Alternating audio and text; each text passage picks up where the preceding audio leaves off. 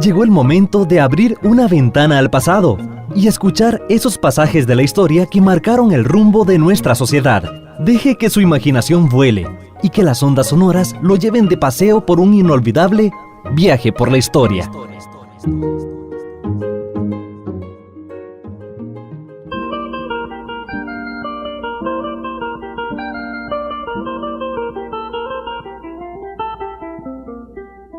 La huelga bananera de 1934 fue el primer esfuerzo importante que hizo el Partido Comunista de Costa Rica de dirigir una huelga.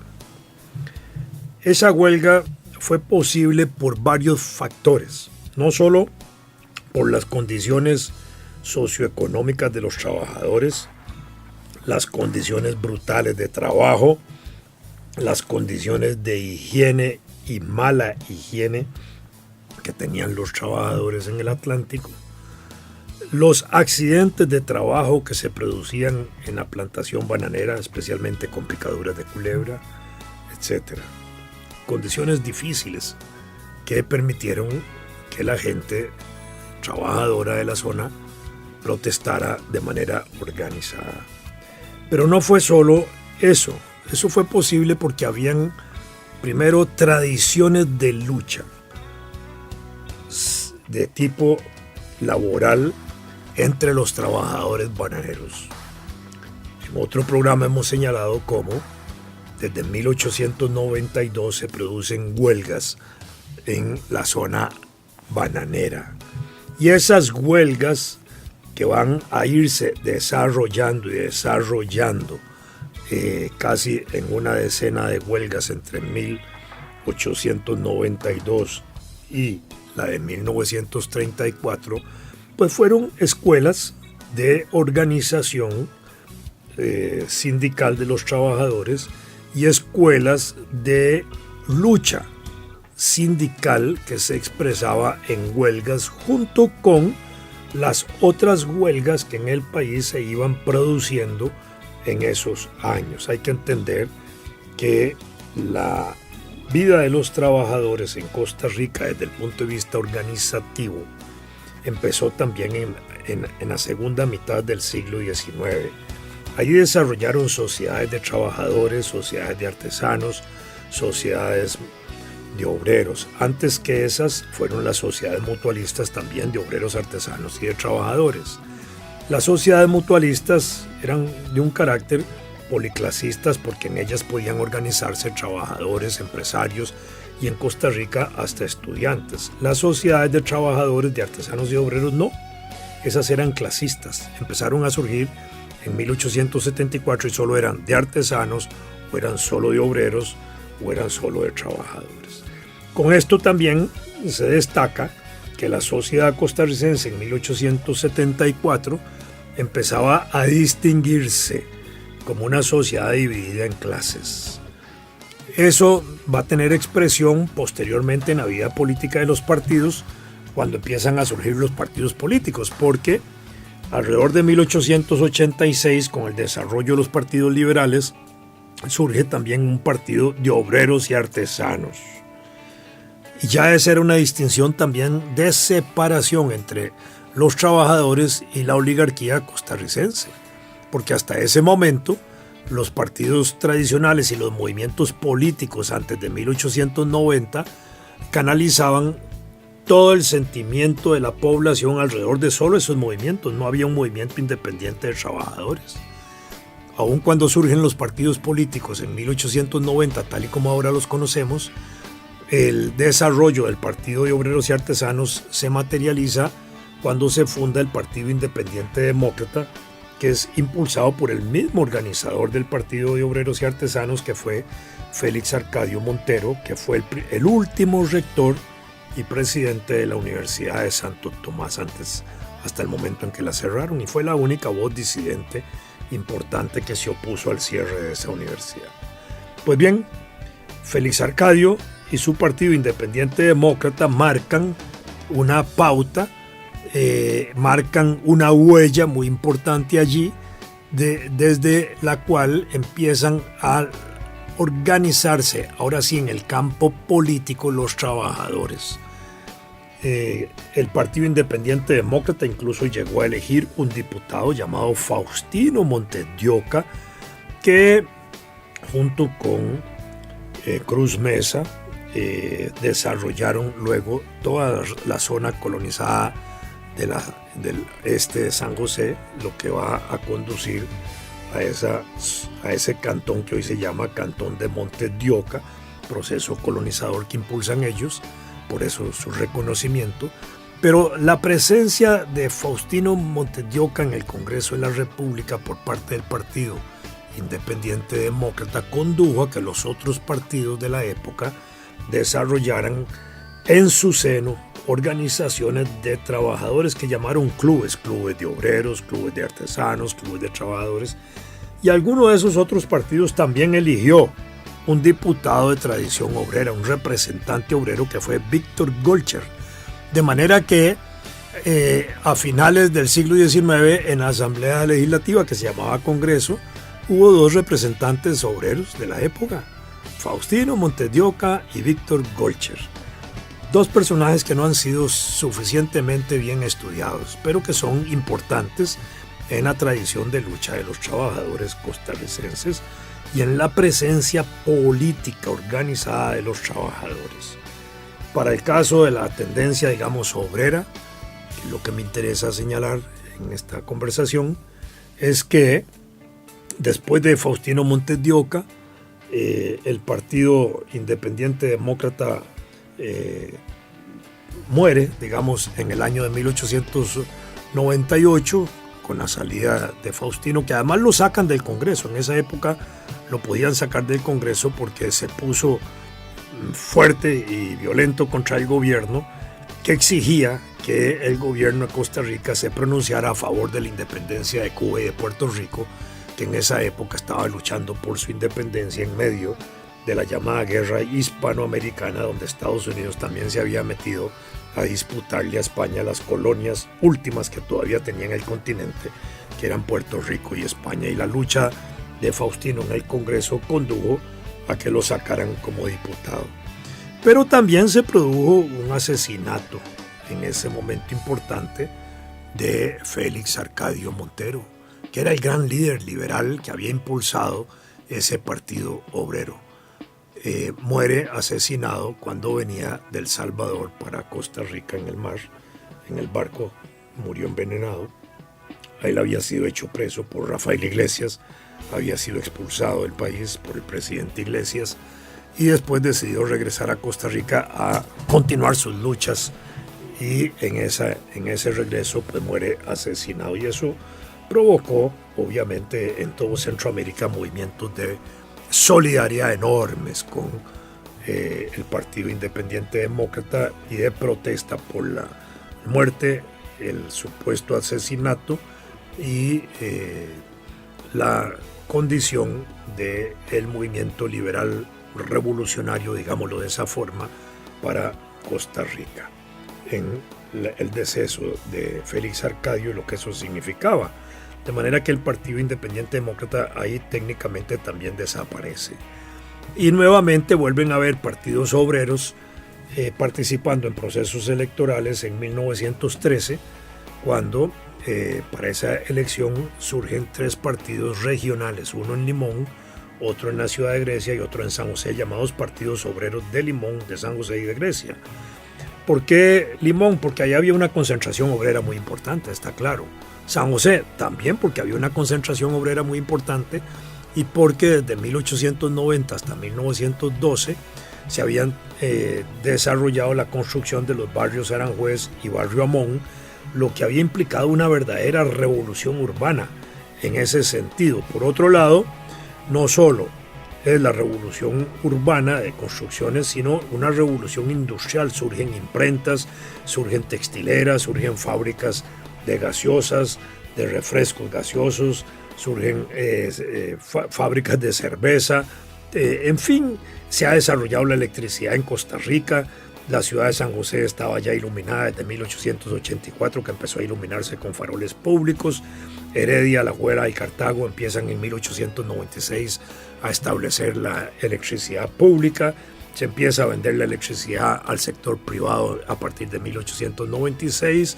Se termina de construir el Teatro Nacional allá por 1897 con electricidad incluida. Esa joya arquitectónica, esa belleza arquitectónica que tenemos ahí en Avenida Segunda y Avenida Central, ahí eso se construye así como está, con electricidad incluida en 1897. Era una verdadera revolución lo que había en el país, y la construcción del barrio Amón y del barrio Aranjuez pues fue fundamental para eso. Por eso es que se desarrolla el Partido de Obreros en San José y en la zona de Grecia, porque ahí había un emporio, un imperio, para decirlo también de esa forma, cafetalero y cañero.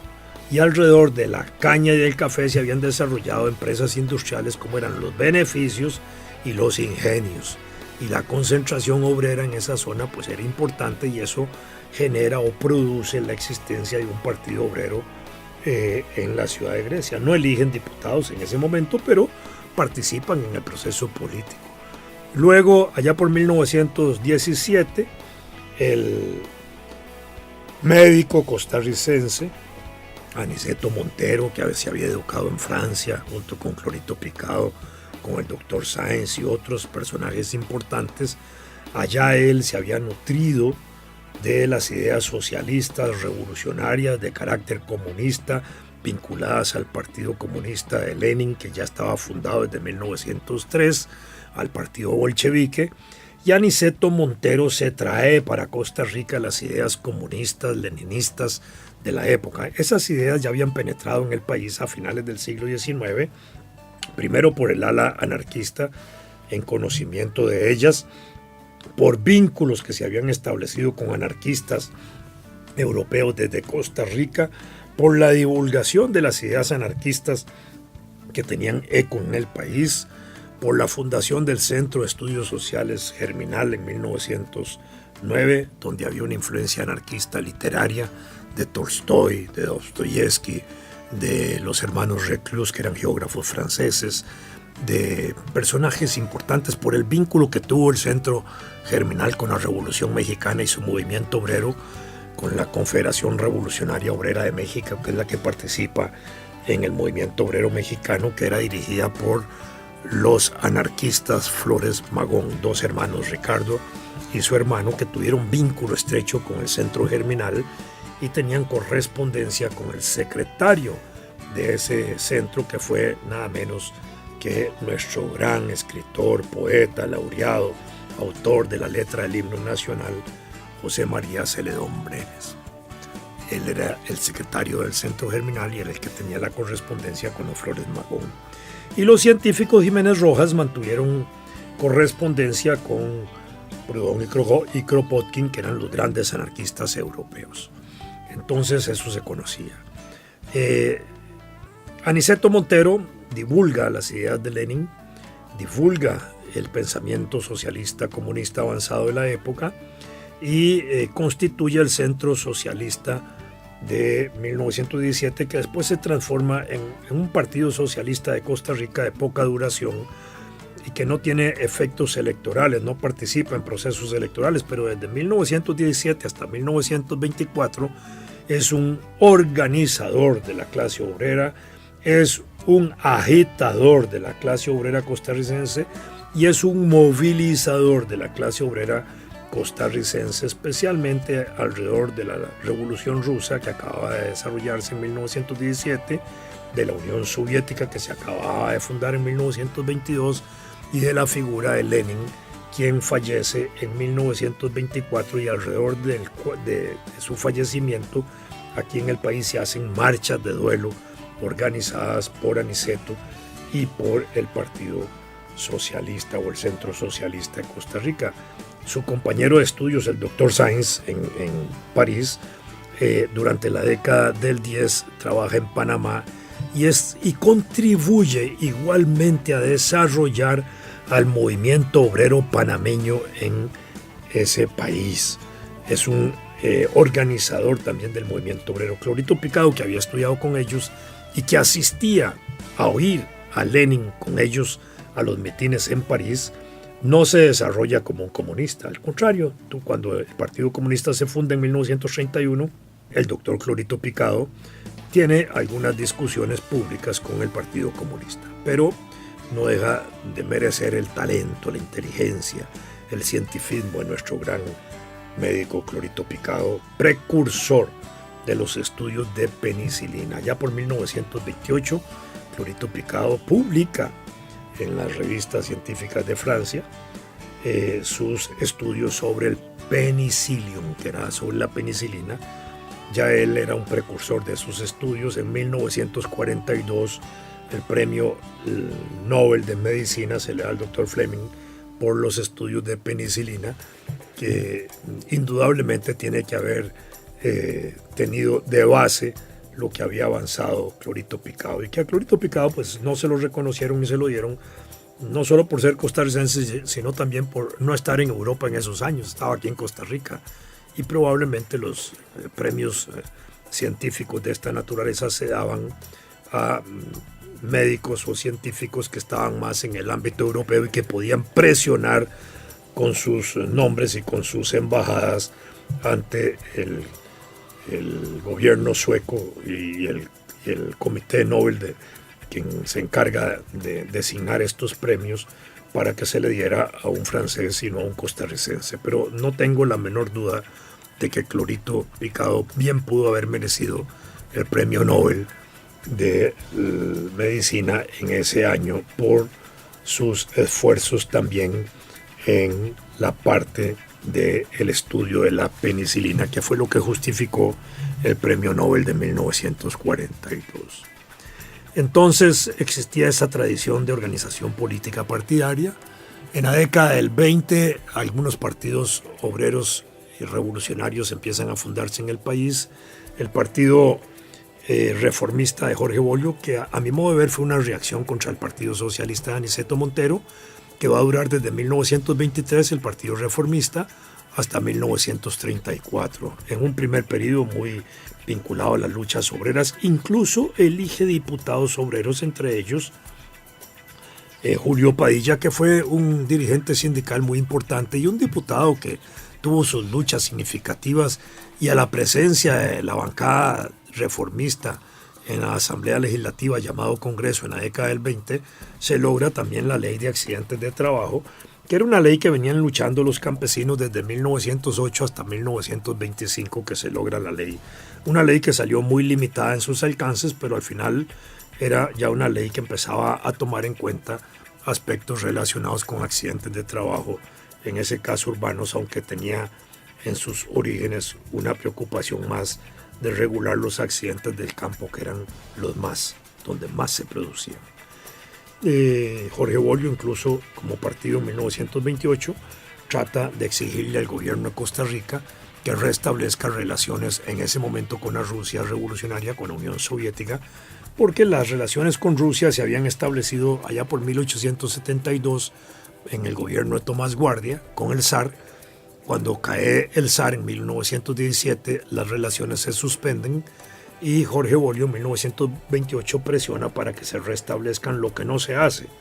El restablecimiento de relaciones diplomáticas con la Unión Soviética, en este caso, se hacen bajo el gobierno de Rafael Ángel Calderón Guardia en 1943, donde incluso se ordena un intercambio de embajadores, siendo que el embajador que nombra a la Unión Soviética para venir a Costa Rica, que era el embajador que estaba en México, Vladimir Umansky, muere en un atentado cuando viene a Costa Rica. Le ponen una bomba en el avión cuando venía para Costa Rica y fallece, obviamente. Y no se nombran los embajadores. Después viene el resto de la década del 40 el gobierno de Figueres, la Junta Fundadora de la Segunda República, suspende las relaciones diplomáticas con la Unión Soviética, y es el mismo Figueres quien en el gobierno en 1970-74 vuelve a restablecerlas como existen hasta hoy. Entonces ahí tenemos esa vertiente. Ya por 1930, a nivel de las elecciones provinciales de diputados, participa un partido que se llama Alianza Obreros Campesinos e Intelectuales, que postula la candidatura de Joaquín García Monge para diputado, que no logra ser electo. pero hay un intento ahí de elección. Y ya en 1931 se funda el Partido Comunista, con el cual se va a desarrollar el grupo, el núcleo más importante que va a conducir a la organización de la huelga bananera 34. De manera que tenemos como un antecedente de la huelga el desarrollo de partidos políticos obreros que culminan con la fundación del Partido Comunista, que es el que va a dirigir la gran huelga del 34.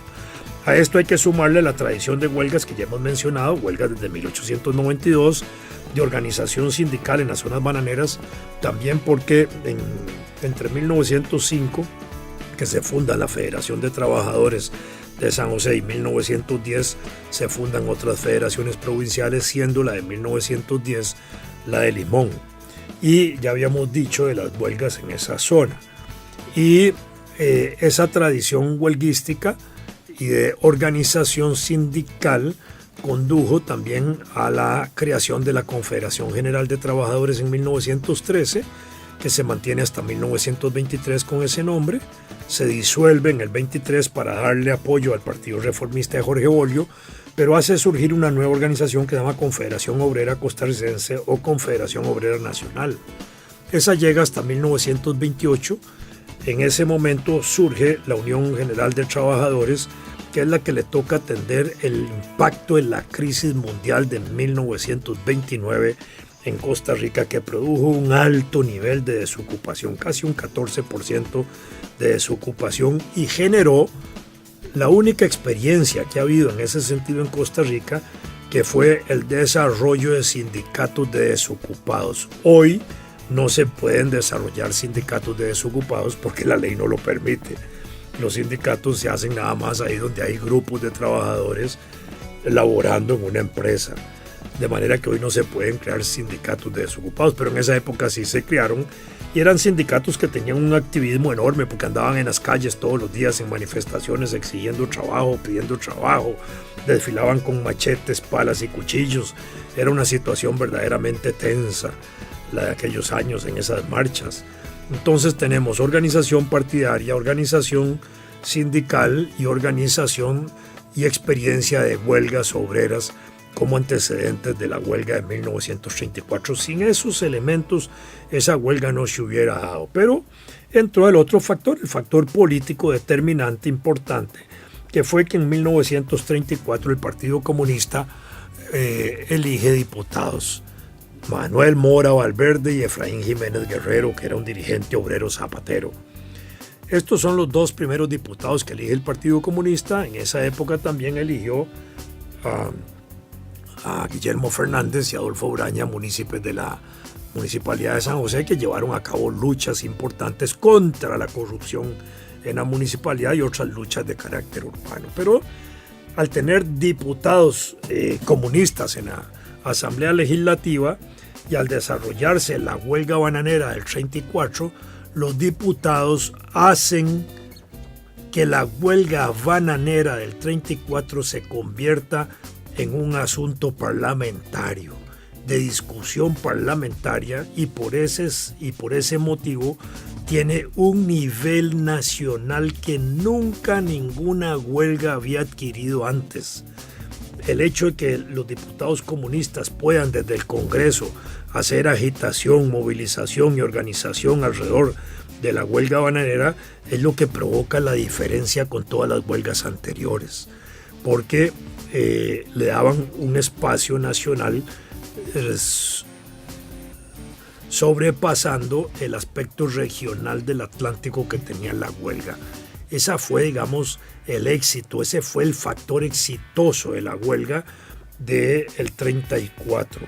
Y porque tenía a la vez a los diputados comunistas que eran interlocutores ante el gobierno para la negociación política de esa huelga. Ya no eran los sindicatos independientes sueltos allá por la zona atlántica los que tenían que negociar, sino que ahora había un partido detrás de ellos que tenía también un factor en capacidad de negociación.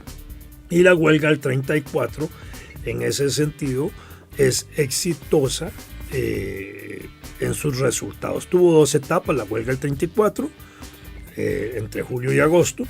Una etapa que se considera relativamente pacífica porque se llega a un acuerdo de suspender la huelga, pero al no cumplir el acuerdo, la compañía bananera se pasa a una segunda etapa que se considera violenta, y esa segunda etapa pues es sumamente represiva contra los trabajadores y los dirigentes sindicales de la huelga, entre ellos Carlos Luis Fallas y Jaime Cerdas Mora, que fueron detenidos. Jaime Cerdas Mora incluso herido en una pierna en aquella ocasión, como resultado de la lucha huelguística. Y la huelga bananera no solo resulta positiva en lo que logra, en términos de las garantías que los trabajadores tenían, que era que se les pagara un salario no menor de 150 colones, un aumento del 25%, y otros aspectos que son importantes, pero que tienen que ver con higiene. De ahí salen en parte los procesos de higienización de las zonas bananeras. Del resultado de la huelga va a surgir también un comité de salarios, que es el órgano antecedente importante del hoy Comité Nacional de Salarios, o de la Comisión Nacional de Salarios, que regula los salarios entre el sector público y privado y los trabajadores, y entre el sector privado y los trabajadores y los trabajadores. Esos consejos de salario pues tienen antecedentes en aquellas comité de salarios que se estableció resultado de la huelga bananera.